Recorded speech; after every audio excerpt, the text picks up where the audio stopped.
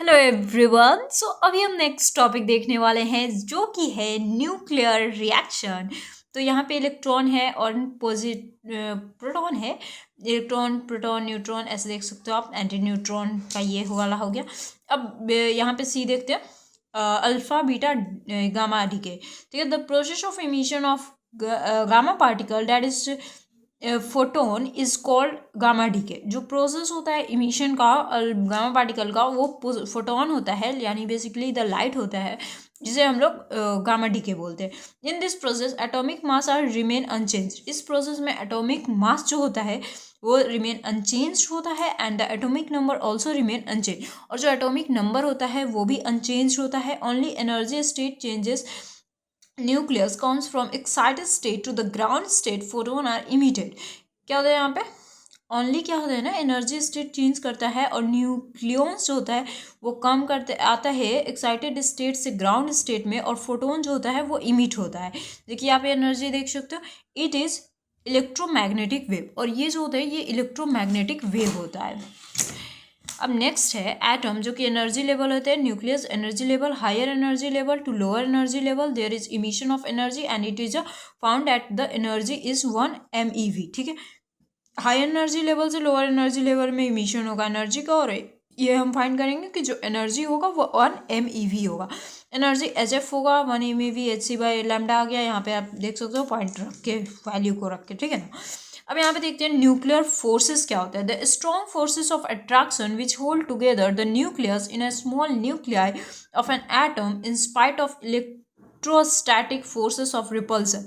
जो strong forces होता है अट्रैक्शन का, जो कि होल्ड करता है न्यूक्लियस को एक स्मॉल न्यूक्लियाई में एटम का, और इंस्पाइट ऑफ इलेक्ट्रोस्टैटिक फोर्स के इंस्पाइट में, और इंस्पाइट में मतलब कि इलेक्ट्रोस्टैटिक फोर्स ऑफ रिपल्सन नहीं होता है, फिर भी उसको होल्ड करता है। ठीक है।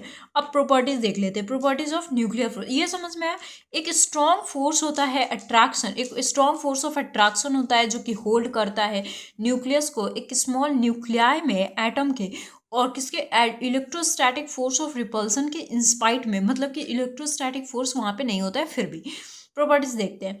Nuclear forces act between pair of neutron, a pair of proton, and between a neutron and proton, so we can see that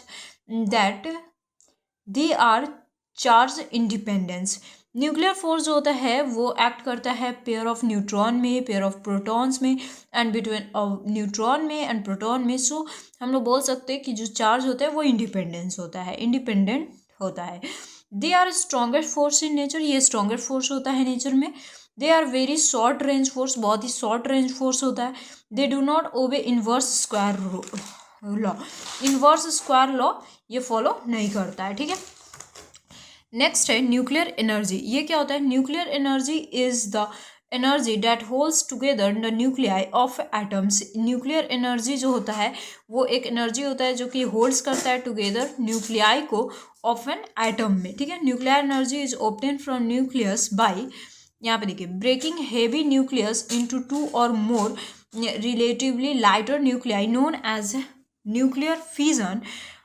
in this process large amount of energy release. Breaking of heavy nucleus, जब टूटता है एक heavy nucleus 2 और more relatively lighter nuclei में, तो हम उसे nuclear fusion बोलते हैं। और इस प्रोसेस में लार्ज अमाउंट ऑफ एनर्जी जो होता है वो रिलीज होता है। ठीक है। Combining two lighter nuclei to form a heavy nucleus.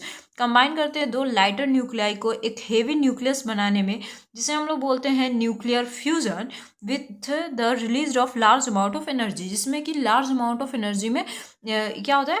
Release होता है, एनर्जी रिलीज होता है। वाई न्यूट्रॉन यूज, हम न्यूट्रॉन का यूज क्यों करते हैं? Because in the nucleus there is already proton which is charged so positive